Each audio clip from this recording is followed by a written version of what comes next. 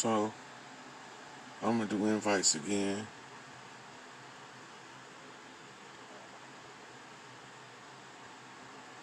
Just give people that was in the chance to come in, and then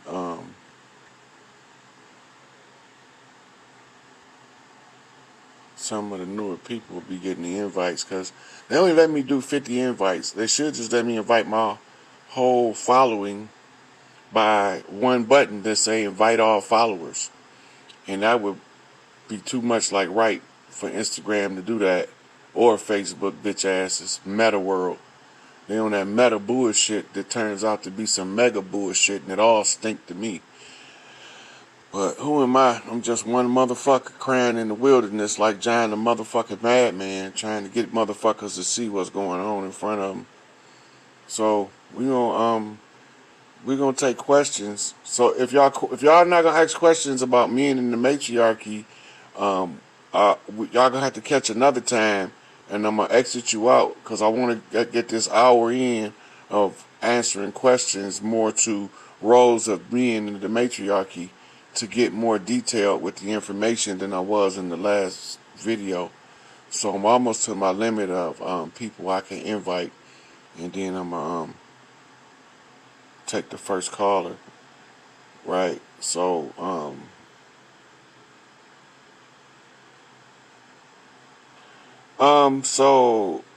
elevated by C asks, should the matriarch be set up according to craft? The matriarch is set up. Okay, first, matriarchs are established among women. The men um, don't pick the matriarchs. The matriarchs pick each other.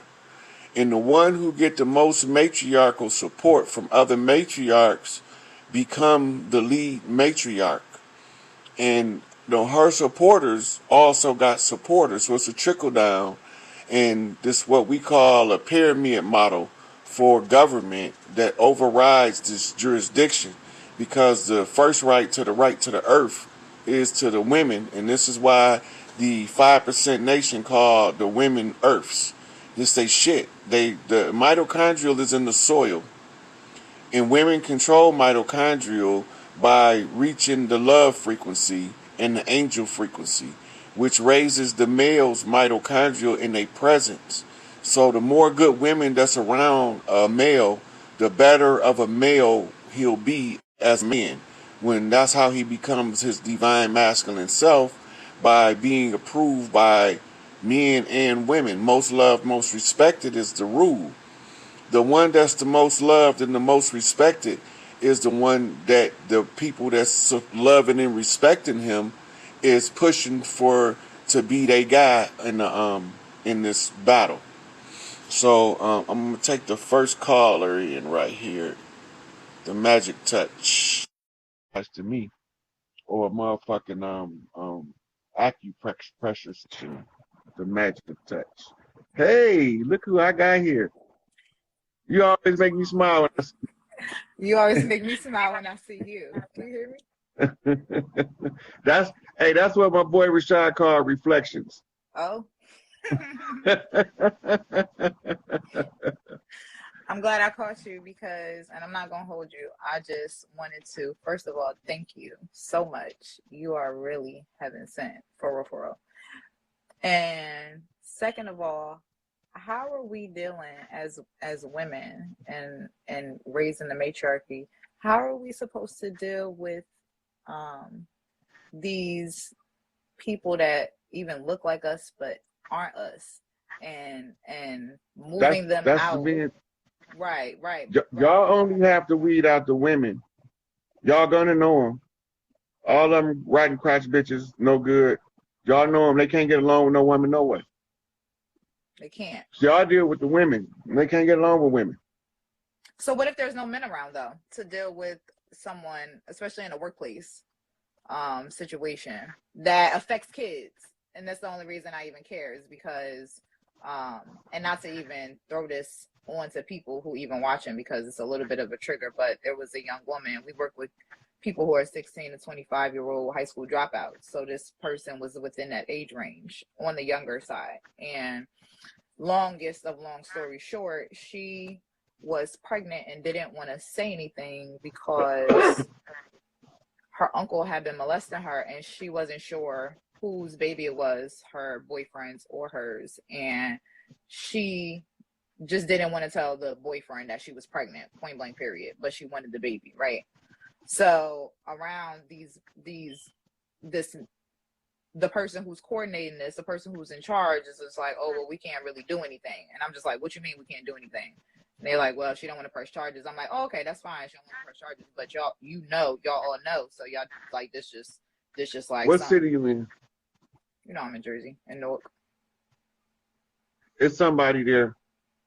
I'll talk to you offline. Okay. It's somebody there that they're gonna send some sisters to talk to her to get her sister protection, and then they're gonna deal with the rest of the matter how they deal with it. Okay.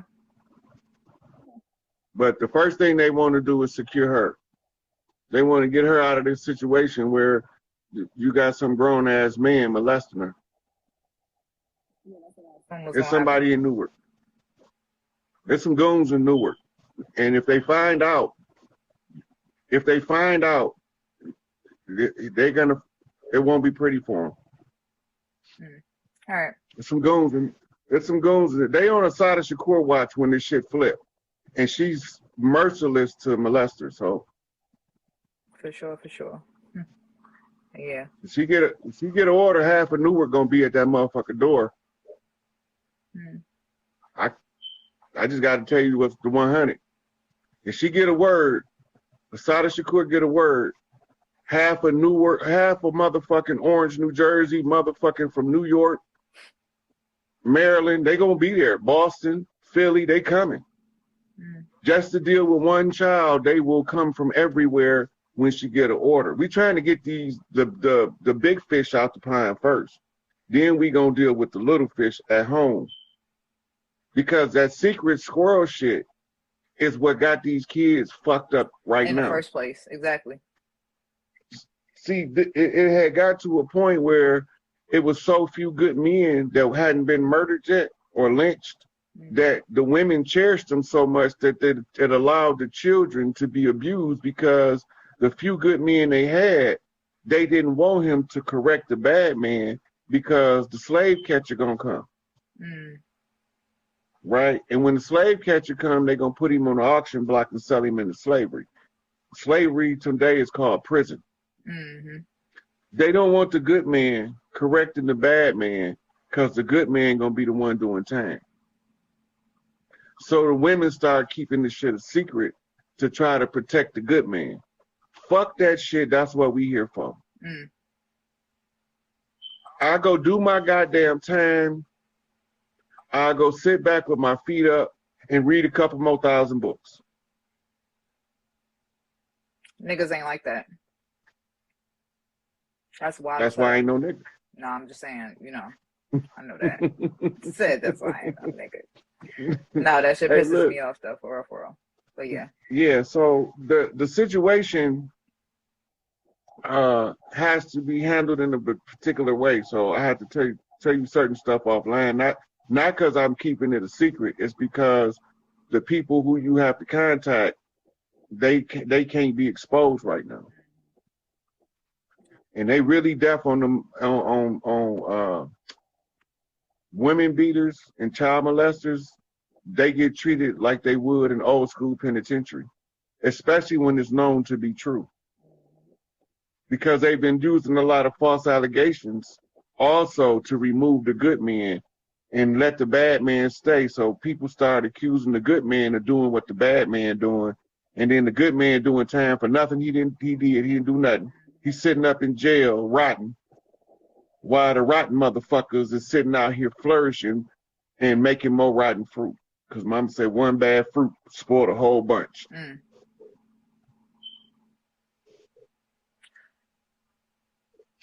I think that you're absolutely right when you say the men got to handle it.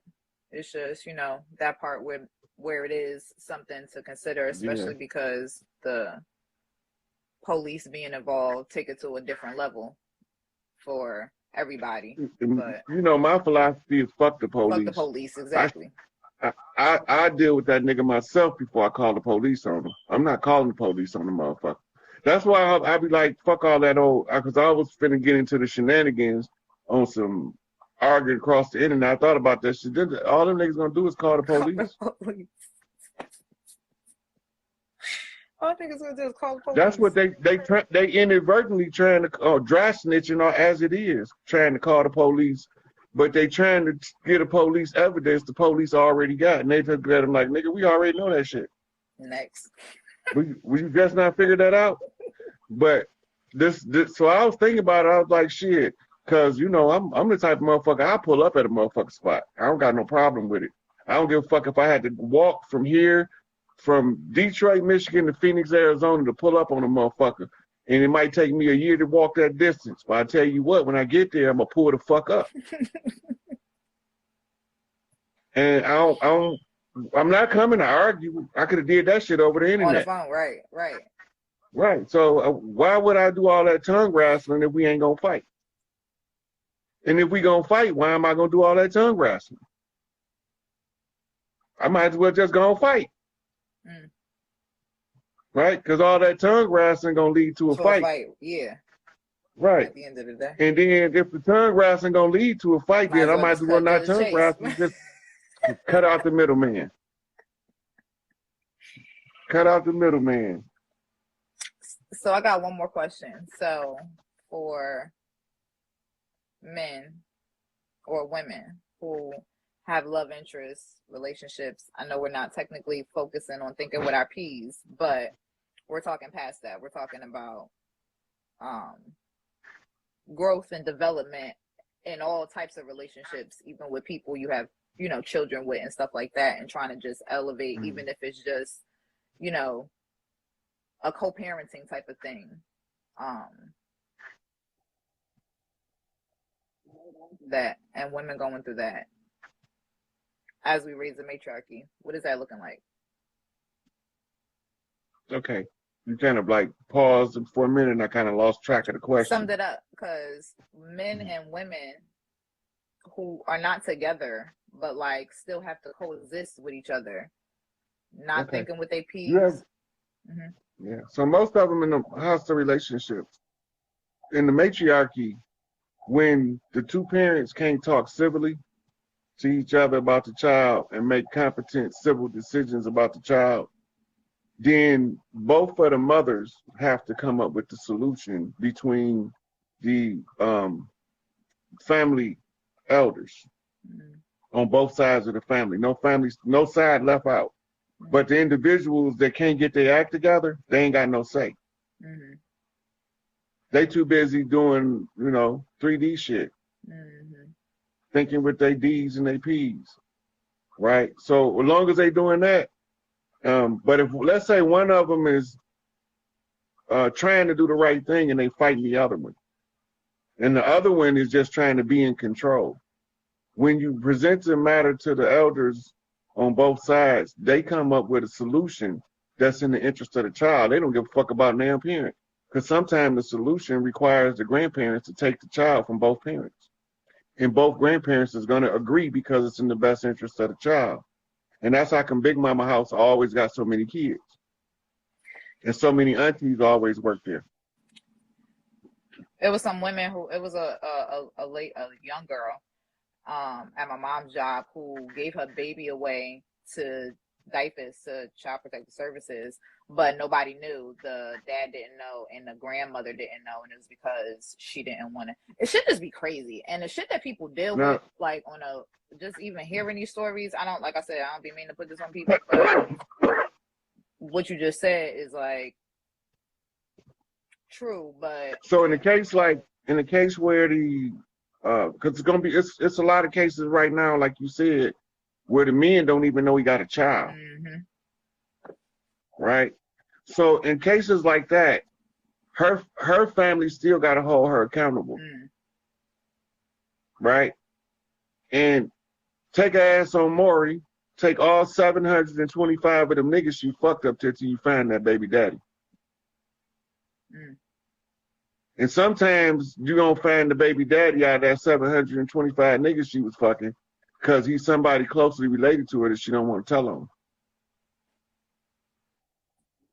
Or she, she already suspected, she might not know it, like the situation you mentioned earlier, she don't know if it's her boyfriends or uncles. Mm-hmm. That shouldn't even be a motherfucking question in her mind. Mm-hmm. Mm-hmm. Because that question exists, that means something is out of order. Mm-hmm. Right? So she'd probably take 50 innocent motherfuckers on Maury before she took her uncle. Mm-hmm. And everybody come back, he is not the father. He is not the, like, goddamn. And then we in our ignorance, not knowing what's going on, mm-hmm. don't know why she can't figure out who her baby daddy is. Shit, it might be her goddamn daddy's baby.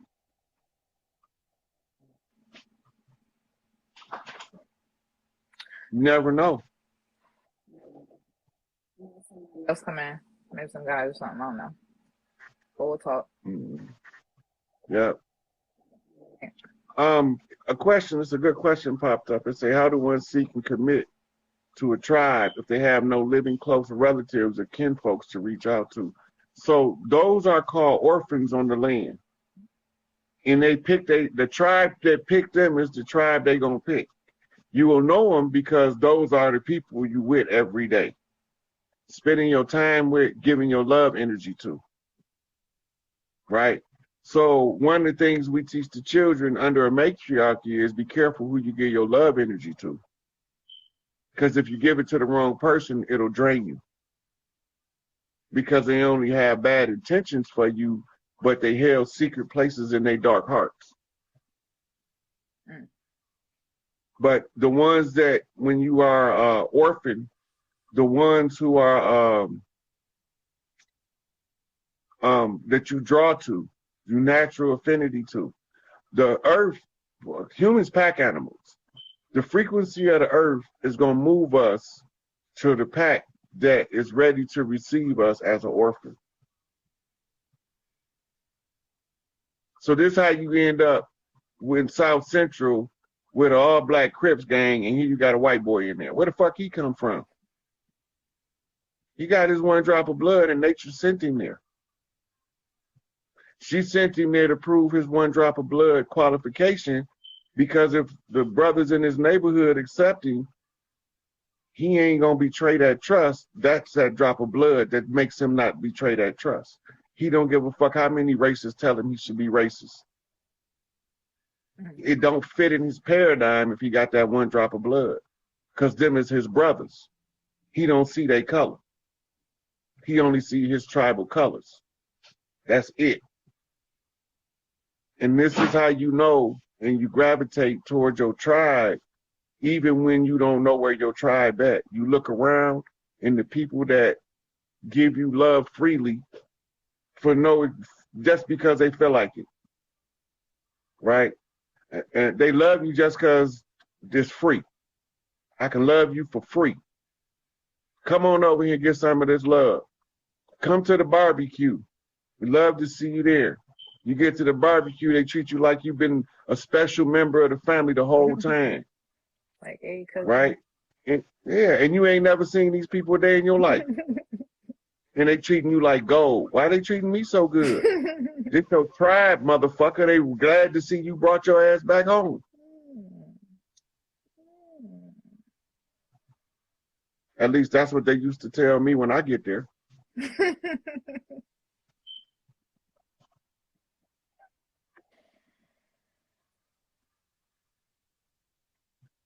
I know you folks, but you rock with the Stones, man. Come on, folks. You can rock with the Stones today.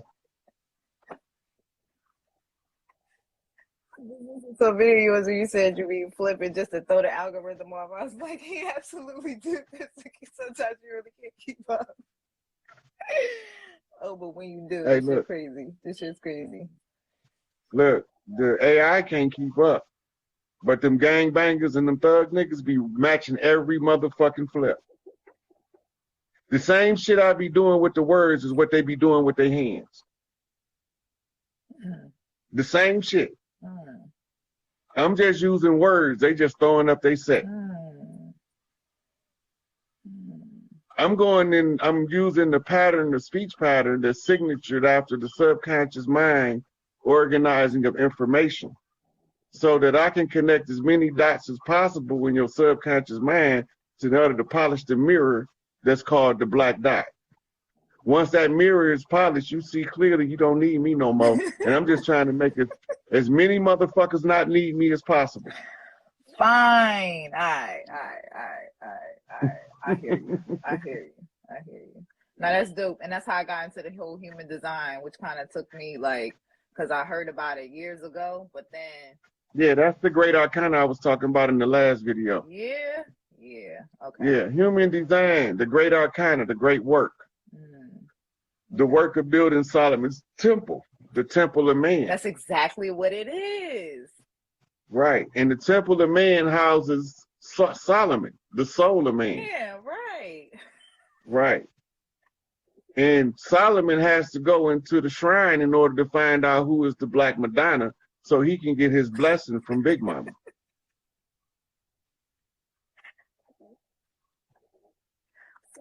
So then the Black Madonna is the next heir to be Grand Matriarch. See, they don't tell you the structure that it is the papal, the Roman Catholic Church is patterned off the Sybil priestesses. Mm-hmm. The only one supposed to wear black is the one who sits on the Queen of Heaven and Earth seat, that they keep suspended in the air, because if a man sit in it, they automatically lose patriarchal rights all over the earth instantly. So before they make that mistake of letting the janitor come through mopping and sit his ass in it, they elevated that bitch 30 feet in the sky in the church. And you can look that shit up to see it yourself if you don't believe me. And the Pope chair sit under the motherfucker. And then they told us we was one nation under God. But they never told us she wasn't in her seat right now.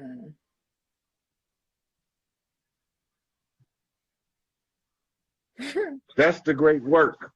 And that shit works great when it's in its proper motherfucking order.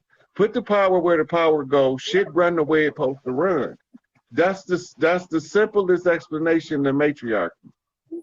It is. Put the power where it's supposed to go, and it'll run the way it's supposed to run according to the laws of nature. We elephants in human form. Look at the elephant. Watch how they do. You don't even see a bull elephant until distress comes, and you don't even hear Big Mama, the Queen Matriarch, call his ass until you see that motherfucker busting out of nowhere. Where did this big burly motherfucker come from? I'm charging from. You're right, actually. Yeah, because she's sending him messages in the ground. He don't walk with the women and the children. Him and the mother and them young bull males are out on the periphery. They patrolling the outskirts of where the women is. And as soon as the matriarch pound on that motherfucking ground and get that low grunt and they feel that rumble in the earth, it ain't enough lions in the motherfucking jungle to stop the motherfucking bull elephants from seeing what Big Mama wants. And Angel Bay a bull elephant. But he is Chicago bull. A big ass moose. He's a bison that won't be moved. And he in the rut. That means he ready to go. And Boy Blue, the crooked man, that nigga ready to walk. That's Big Tookie, the king crab. He don't fit in no fucking bucket, so he can't be part of no crab in the bucket shit. He don't even fit in the bucket.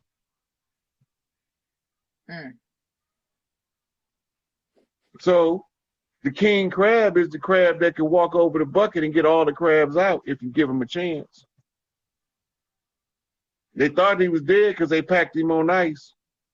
But now man on ice is a soul on fire. They done fucked up. That's going to be the shocker because they told us he was dead. Lying motherfuckers.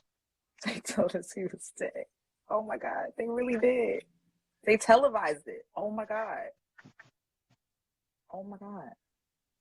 Made articles about it and all kind of shit. All kind of shit. Oh my God. But I already knew since the 60s they wasn't going to be able to kill him because Eldridge Cleaver told me. When he wrote that hard-ass book called Soul on Ice. And then he wrote that bullshit called Soul on Fire.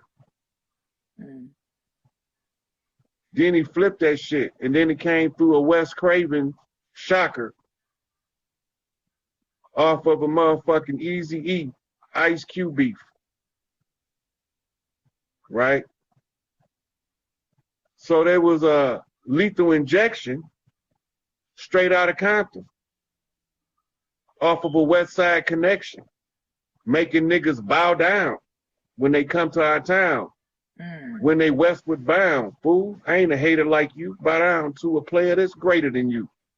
At this game we playing, called the knockaround game, where we be knocking motherfuckers around, but only the gorillas stand up because the rest of them niggas getting knocked down. They done fucked around and let the gorillas come through the gate. And that's how the GDs got in the dope, off Gorilla Gride. That's GD Ride. They didn't even see it coming because they was watching the flash when I motherfucking telepathically connected with their ass. So now you got motherfucking G's in all the streets that's starting to see who we really be. And what did DMX say? They don't even know who we be. They don't know who we be. But we know who we be. We know who we be. Right? Oh my God. We know who we be. Real recognize real, and a lot of ours are starting to look real familiar now.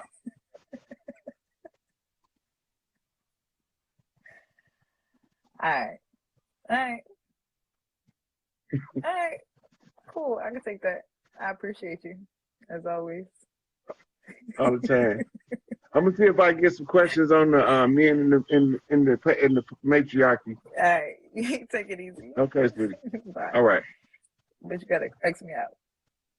I got you. All right.